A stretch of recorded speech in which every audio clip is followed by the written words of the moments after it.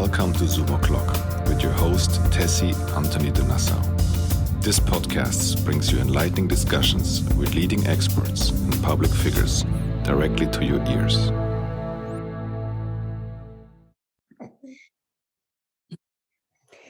Hello everyone and welcome to Zoom O'Clock with your hosts Tessy Antony de Nassau and Theodore today.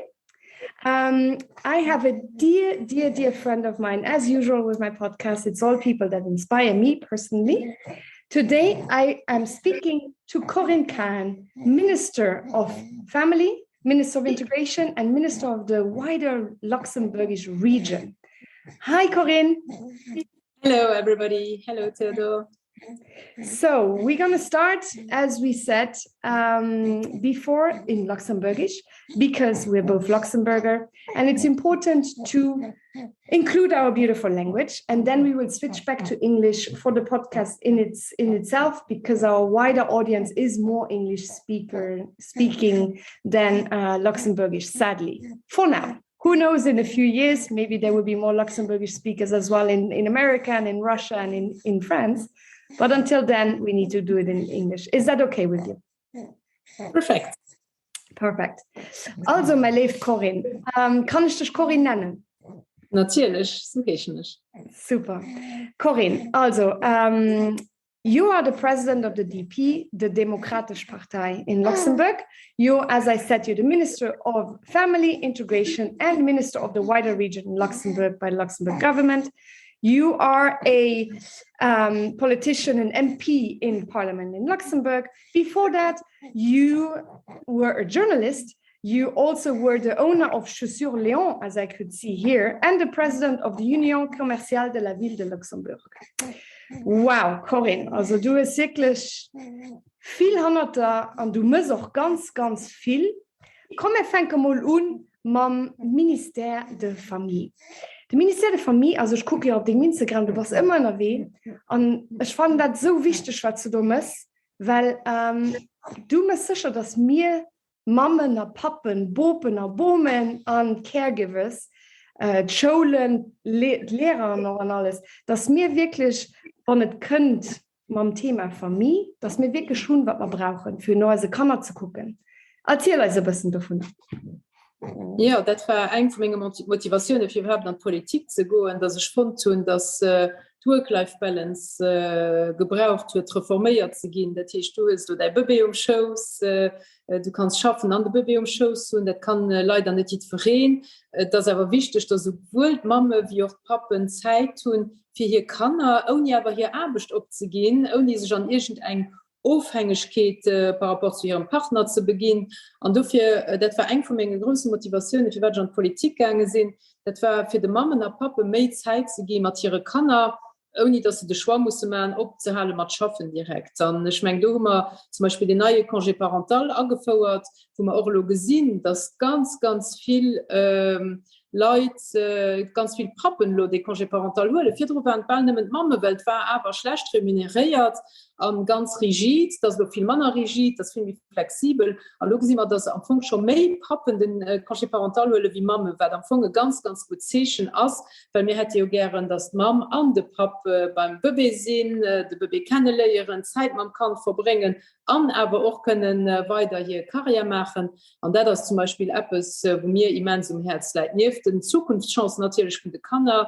Ihr wisst, dass heute zu Lützeburg 50% von den Leuten nicht die Lützeburgische Nationalität tun. Da muss man gucken, dass man aber all die Kinder, die nämlich Zukunftschancen gehen, dass alle gute Kinder können gut an Schule gehen, etwas lernen, ihren Beruf können wählen und dann eben auch frei schaffen, Kinder kriegen, eine gute Lebensqualität tun und Zukunftschancen von den Kindern, selbst bei uns bei der Demokratischen Partei auch extrem um Herz leid. Natürlich geht es darum, die Leute, die ihr Leben lang geschafft und die ihr Leben lang für uns da war, die so gut wie möglich zu begleiten, dass sie aktiv alt können gehen, dass sie nicht krank gehen, dass sie auch ein gut Leben können haben. Dann noch Leute, die leider vielleicht eng Behinderung hun eng Inklusivfeld gestaltet, für das Südfrieden so leben kann, wie will, so wie ein Gericht finden, da man Feme will, und dann natürlich aber auch uns die Kammern, denen nicht so gut geht. Ich denke dort zum Beispiel an Leute, die kein Daheim haben und so, dass man genug Strukturen haben, für allem auch genug Sozialarbeiter drin, die Leute helfen, nicht nehmen day-to-day, das muss auch sein, mir vielleicht auch nicht aus der Misere herauszukommen, auf ihr Face zu fallen und ihr Leben nicht selber zu gestalten. Das ist wirklich super. Also das ging. I will continue in English then, just to make sure. So you would say as well that so the part of the Ministry of Integration is very, very much intertwined then with the Minister of Family, as far as I could hear. It is, but actually, as I just said, in Luxembourg we have almost 50% of the population who doesn't have the Luxembourgish nationality. And so integration is a big concern here in Luxembourg, because we don't want people to live side by side. We want people to live together. And so we have so many people coming to Luxembourg every year to work here in different companies, and their children go to school. And so it's so important for us that they get to know us, that they get to know our traditions, but also that we get to know them, that we grow together, and that we can build this country together for the future. That's so important for us. So integration is a very, very big concern of this government, because it's a social cohesion, and it's very important that people who arrive in Luxembourg feel at home, and that they are integrated, and that we get to know each other and grow together, actually. Very, very nice. That is something I really loved about Luxembourg, because we are so diverse, and it's this multiculti, as everyone says, and it's really important to include everyone as much as possible. Going over then to, you mentioned it already briefly, that it is important to your political party, the DP, the Demokratische Partei. Can you tell us, for our listeners, on young people specifically who will be voting in the next year and a half selection, what is the DP about? What are the main aims of the DP, and where do you focus on for the next election specifically? Yeah, it's very large, actually. Of course, we focus on freedom. Everybody has to live as he wants. Everybody must be free to live the life that he wants to live, with whoever he wants to live and where he wants to live. So that's, I think, the biggest concern. But of course, work-life balance is something that is very important to us. We want young mothers like you, for example, to continue working, but to have enough time for their kids. And same for the dads. We come out of a period where very often the mother stayed at home and the dad continued to work. And we want both to have more time for their children and more time also to work.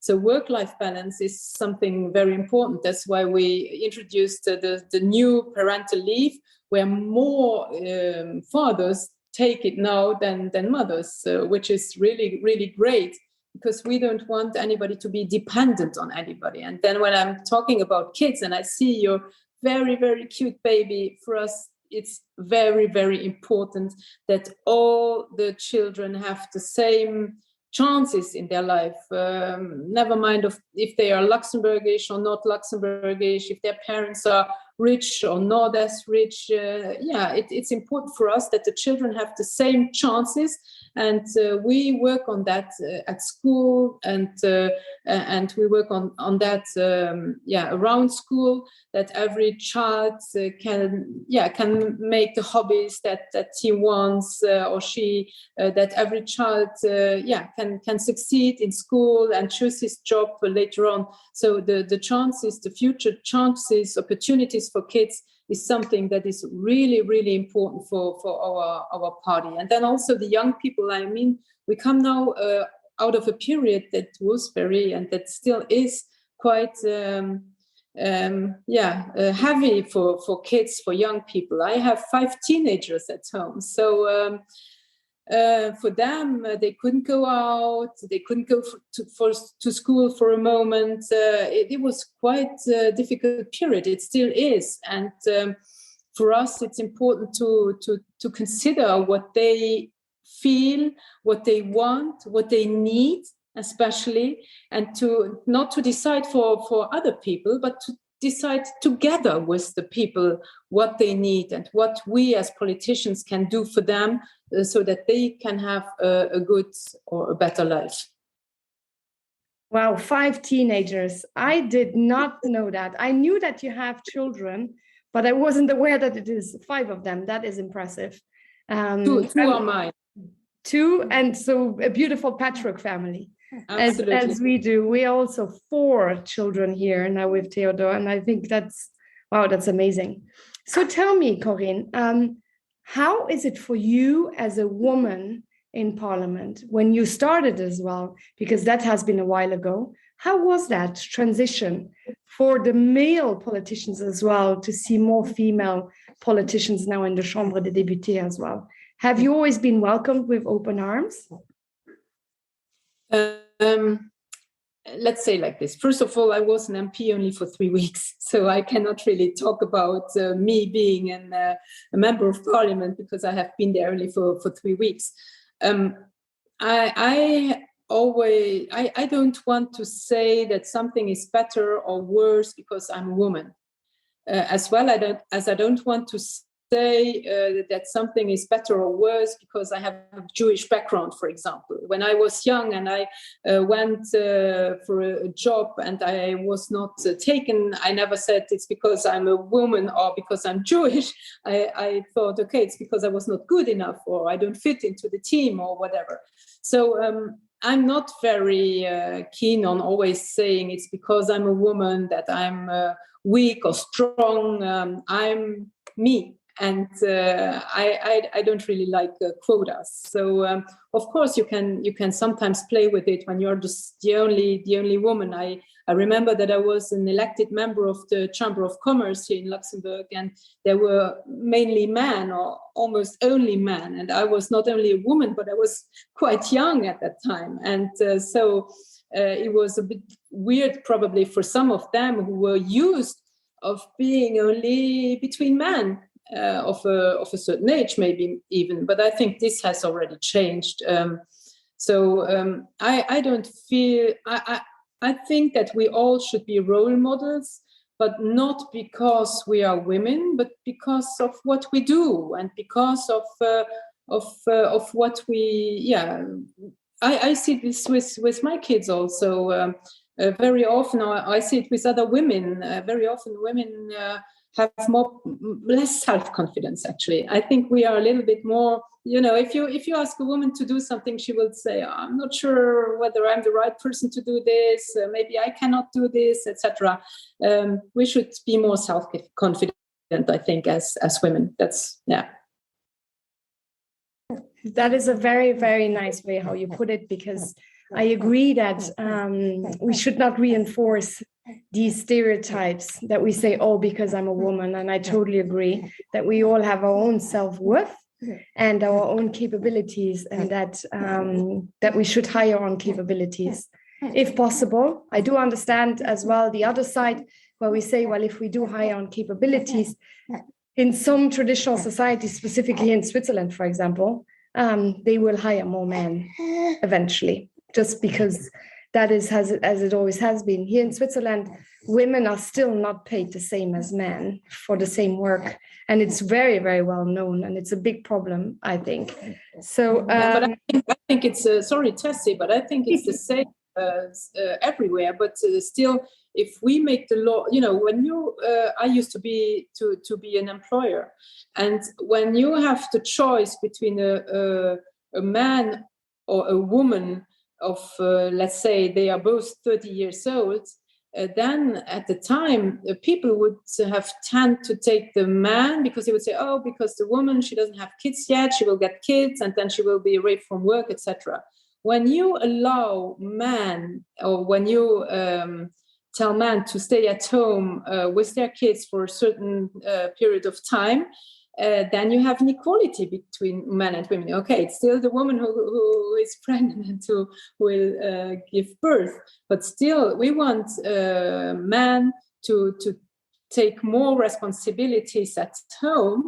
And if they take more responsibilities at home, then for an employer, it's going to be, there will be no difference anymore between hiring a man or a woman, because both of them could maybe take some time off to take care of the children. So I think this is how it should work. We should make the equality also at home. And if we have an equality at home, then the equality will also be in the job, because there will no longer be men who don't stop working and to make career, who are in their career, and women who stop working and to take care about the kids when they are young, etc. I think the laws must be that everybody, men and women, take more responsibility everywhere, at home and at work. I really like what you were saying, and I agree with you, because I have been talking the same way like you just did since a very long time. And it's actually the first time I hear a politician, specifically also a minister, speaking exactly like that, where we say we need to change it from the fundamental base from at home. And whatever happens at home, that you can translate that as well, that framework to your work life as well. And I think that is the only way forward. And as we Luxembourg often lead by example, if I may say, because it is the truth. When I look at other countries and their politics, Luxembourg is really not doing bad at all. I know that when you're in Luxembourg, sometimes people say, oh, our ministers, they could do better. But actually, if you do compare it to France, for example, and Italy and other ministries where they have also Ministry of Family and so on, I think Luxembourg is really standing out. So let me ask you then one last question before we go to my favorite question about your books or podcasts or so on. What's next, Corinne? What is next for you in the ministry? What is next for the MP political party, your role there, and also in your private life? Tell us a little bit about that. Yes, in the ministry now, something that is really important for me is that we are going, hopefully, to have the new law about accessibility voted from the parliament in the next weeks. Accessibility is very important, because when you talk about accessibility, we always talk about wheelchairs. Okay, they are part of it, but it's also for blind people, deaf people, people who have another handicap. That we want a world that is more accessible to everybody, everywhere. So you, in Luxembourg, you will be, when you build a new building that is publicly open, it has to be accessible in different ways. When you are a building that has already been built, it has to be transformed until 2032. To make it accessible. For example, a doctor must be accessible for everybody, a commune, an administration. So that's now the most important for the next weeks for me in the ministry. Then we are working on a new law about integration, because as I told you at the beginning, it's a very important topic here in Luxembourg. Then, of course, we take care of our elderly. We have still a COVID virus, and we have to take care one of each other. So that's still a big challenge. We opened yesterday the Wanderaktion, as we call it. We don't want homeless people to sleep in the street when it's cold outside. So I really like that initiative as well. A place where they can sleep without being outside. They get something to eat in the evening, in the morning, in the afternoon, etc. So that's what I'm working at right now. In the party, of course, we have a very good team. We have our Prime Minister, Xavier Bettel. I just saw him because making this podcast, I have my friends at government, Claude Maisch, Marc Hansen, Lex Telles, Pierre Gramegna. We are a very good team, and we work very closely together also with the members of parliament. It's very important that a party work is a teamwork. It cannot go without being a team player. So what we need, and I talk a lot with young people. Yesterday I met somebody from the young people. He's a student at university in Luxembourg. For me, it's very important to listen to what they have to say, to how they want the country to be tomorrow. And so we try to make a program for the next elections to to present the country of tomorrow without forgetting people who are maybe afraid also of too much change. We don't need much change. We just need to be more modern also when it comes to climate change, etc. We have a lot of challenges, and we should make these challenges together. We have 2 elections in 2023, so we have a lot of work ahead, but it's still 1 more year to go, and there are many projects in this year before the year of the election. So yeah, we have a lot of work. We have a lot to do. Wow, that is really exciting. And I'm sure the young people listening to this, also through your Instagram, you're very busy on Instagram as well. Everyone can follow you there, see your incredible work. So please do go and follow Corinne Cahen, Cahen, on her Instagram. I do, and I really love it. So my last question to you, what is a book, podcast, or quote that has inspired you that you would like to share? Actually, every once in a while, I have a book, a podcast, or a quote that inspires me. And when somebody asks me, I would not know which one to say. I would very spontaneously now tell you a quote that I have read once. I don't even know if the quote has really been said or not. I think it has been Marilyn Monroe who should have said it. I don't know. I didn't verify if she really did. But it says, La femme qui veut être l'égale à l'homme n'a pas d'ambition. So the woman who wants to be the same than a man has no ambition. I like that quote, and my role models are certainly Simone Weil, strong women like Colette Flash, also here in Luxembourg. I like Michelle Obama. Role models, people who are positive. That's why I really love Tessy Nassau, because she's always positive.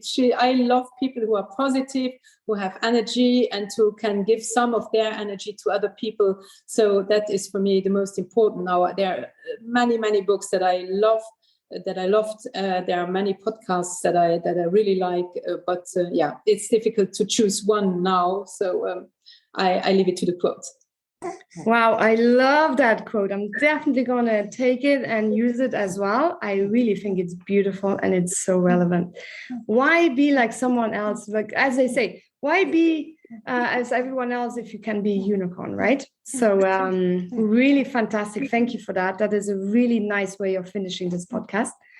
So thank you for your time. I think Theodore, he also wants to eat now. So perfect timing, Theodore. Thank you so much, Corinne. Now I go back to my most important work, which is being a mama to this beautiful little man. And we speak offline more. Have a wonderful rest of the day, and thank you for your time. Thank you very much. Thank you very much. Et bon appétit, Theodore.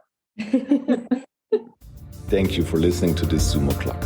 We hope this discussion was insightful and has provoked some new ideas for you. Please share and subscribe.